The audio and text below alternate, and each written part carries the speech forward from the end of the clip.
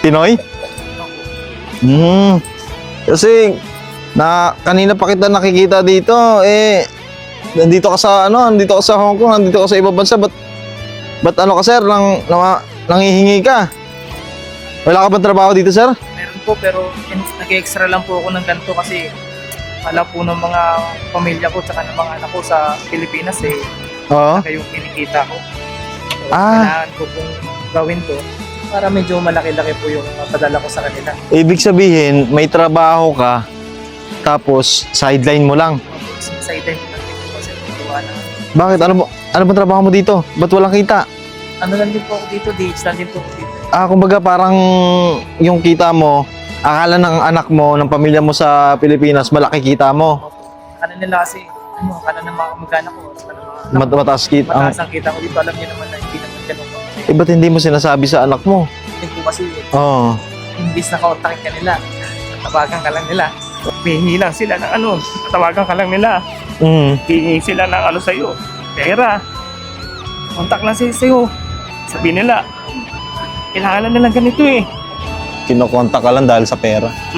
Sa pamilya talaga, hindi maiwasan na Tapos, pera yung hinahabol lang sa atin, na kahit tayo nagpapakahirap, nagpapakapagod para magtrabaho para sa kanila, pero sa kanila hindi nila iniisip. Ang alam lang nila, hihingi sila ng pera Punasan mo yung luha mo, sir. Okay lang yan, sir. Kayang-kaya mo yan, sir. Alam mo, sir, sa buhay, kailangan natin lumaban. Hanggat nabubuhay, sir, may pag-asa. May pagkakataon pa tayo, sir, na maiahon yung sarili natin. Kayang-kaya mo yan, sir. Mahirap din kasi bilang OFW, akala nila, madali ang buhay dito.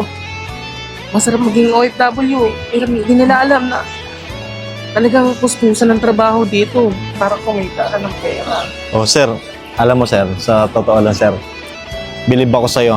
Saludo ako sa'yo bilang tatay, bilang pamilya ng mga kamag-anak mo sa Pilipinas. Saludo ako sa'yo, sir.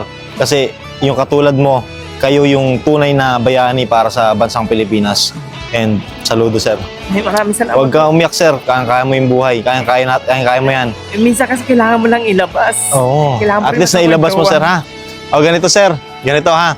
Kasi dahil kapwa naman tayo, may bibigay lang ako sa'yo kahit onti lang, sir. Okay lang ba?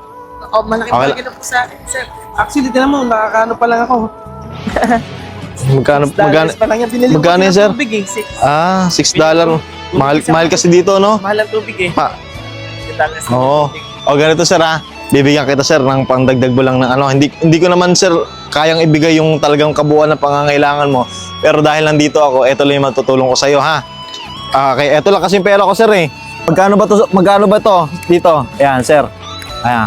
Baka po mawala ka na. Kahit $300 na lang, sir, yung pera ko, sir. Sa totoo lang. Sir, eto lang, sir, ha? $300 o kung dollar lang, sir, matutulong ko sa'yo, ha? Tsaka, maraming salamat po dito. sir, tsaka, ganito, sir, ha?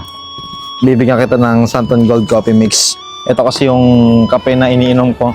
Sir, bawas na to. Pero, bawas na to, sir. Ayan, may bukas na kasi, sir, Pero sa'yo na lang yun, sir. Masarap na kape, healthy, may glutathione, collagen, tsaka FDA approved yan, sir, ha? Okay? Saktong-sakto na rin yan kasi sa'yo, sir. kailangan ko rin kape. Ingat ka, sir, ha? Thank you. Maraming po salamat talaga. Tsaka, sir, pag may pagkakataon, bisitahin kita ulit dito, ha? Opo. Okay. Sige, sir. Thank you, sir. Thank you, Dito na ako, thank sir.